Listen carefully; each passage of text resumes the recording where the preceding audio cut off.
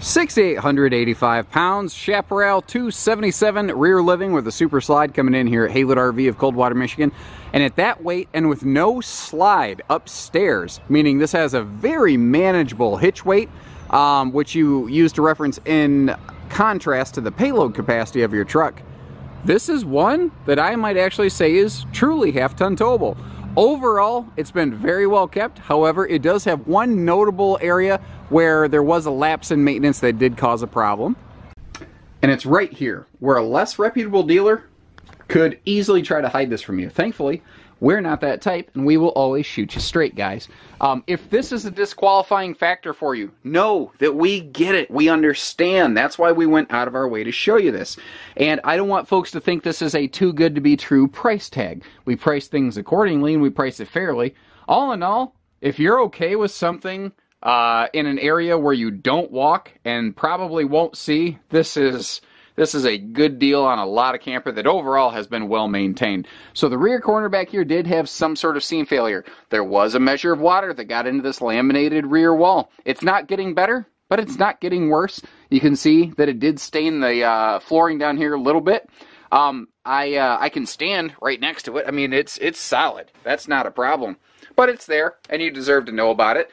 And if that's not a disqualifying factor for you, or for the right money, you'd still own the RV, then hang out with us and watch the rest of the video. And if it is a disqualifying factor, then know that you can buy with confidence from Haylett RV and enjoy maybe a different used RV video that we have here and find something that better fits your wants, needs, and preferences. Totally respect that. So if you're still with us, that means you're either just kind of curious, or you're willing to say that for the right money, the right considerations, this RV could still work for you. And I think that's reasonable. I think those are reasonable things to consider.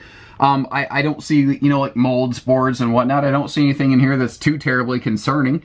If you're looking for like your first fifth wheel or something of that nature, or you're on a budget, this could be a very nice couples camper. Because like I said, overall, it has been extremely well maintained. If you're going to have guests, grandkiddos, something like that, we got a hide-a-bed over here. The two free-floating swivel barrel rocker chairs back here to give you the area to kick your feet up and relax. And this thing just has windows upon windows upon windows. That is one thing that this model does very well. And pretty much all these open for airflow. These windows beside the recliners are, pardon me, not recliners, swivel chairs. There is a difference. I don't want to mislead folks. I didn't spend time talking about that to mislead you here. Trust me on that. Those do not open for airflow, but they do give plenty of extra ambient light, and both slide-size windows will open for airflow. Overall, I don't really see like where the cabinetry is banged up or anything like that. It is clean. They upgraded the entertainment center from a traditional older TV to a flat screen. They added a flat screen to the bedroom as well, and they left those in here. They didn't scavenge and keep them. If you notice, we've got an 8 cubic foot fridge and freezer in here, way before a lot of RVs were doing that in the fifth wheel market. That is an area where this is way ahead of its time. The countertops, just like in today's Coachmans, are a sealed edge pressed membrane material. So if you're splashing water around your sink over here, you don't have to worry about stuff soaking into your countertop and causing problems. Big pantry over here too, next to the fridge. That is something that a lot of rear living room floor plans often miss. What I also like are these little bonus drawers at an easy reach height. They didn't put the drawers all the way up here where it's too tall to get to them. That was smart. Like I said, they upgraded the entertainment center from the original to a more high-def variety. Added in a little more modern disc player in here. And they put like just some real simple Velcro down to keep that thing from sliding around and banging around in transit. These folks overall, they had it pretty well figured out.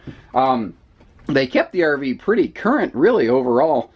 Even considering the age of it. And it's not like it's, ancient or anything like that. It's incredible how quickly things have evolved in the RV business. Moving upstairs here, we have a very traditional, classic bed bathroom master suite, basically a shared sort of suite situation. Very common in couples campers for a very long time. Big cross breeze windows there. This is an 80-inch bed, north-south 80-inch bed, so a tall person like me is going to be all right in there. I do like the side stands with outlets against the headboard, meaning it's very, very CPAP friendly because you don't have to have a power cable drug here, there, and everywhere.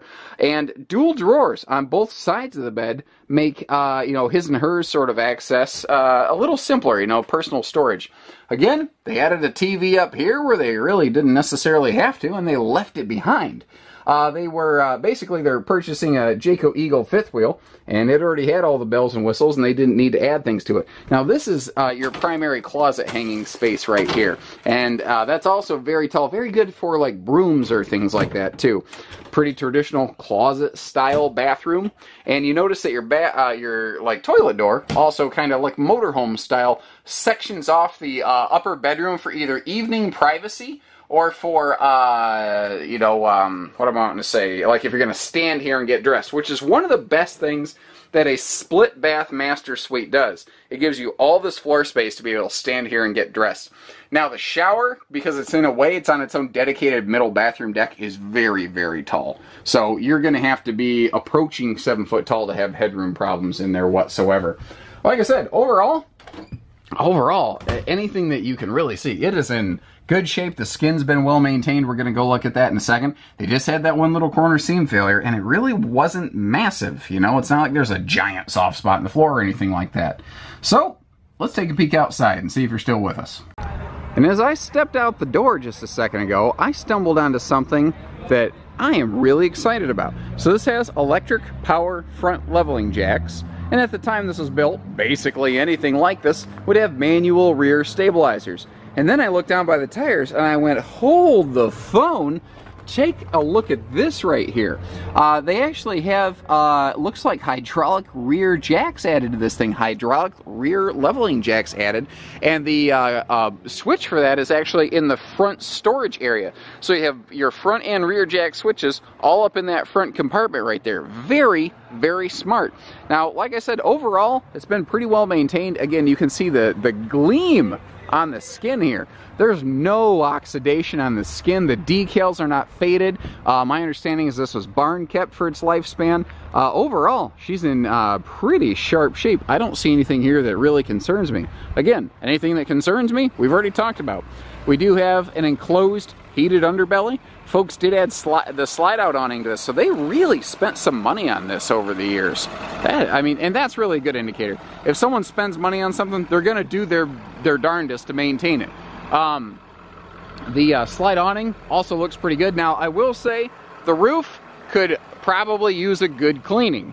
Beyond that, though, that's me at my nitpickiest. I can't find anything else on here to really kind of whine about, if you will. They added a little bracket on a receiver hitch to the back bumper here, just to add like a bike rack or something like that. And I've been walking all over the roof. Overall, that holds me just fine. The pass-through here, this is another little indicator I've learned to look for of like how well maintained something is. If the pass-through's clean, then you're not going to inherit someone else's problems. And I mean, I've seen new RVs that aren't this clean in the pass-through that sometimes have wood shavings and whatnot in here. Overall, this is going to make someone a very nice coach. They added the power leveling in the back, the slide awning, you know, barn kept, all kinds of good news stories on this end, and maybe literally truly half-ton towable, which is something that not all fifth wheels can say. That works for you, give us a call. We can get you financed. We got the shop over here for hitching and pieces and parts. And I mean, we just do about everything. So take care, stay safe, have fun, and happy camping, everyone.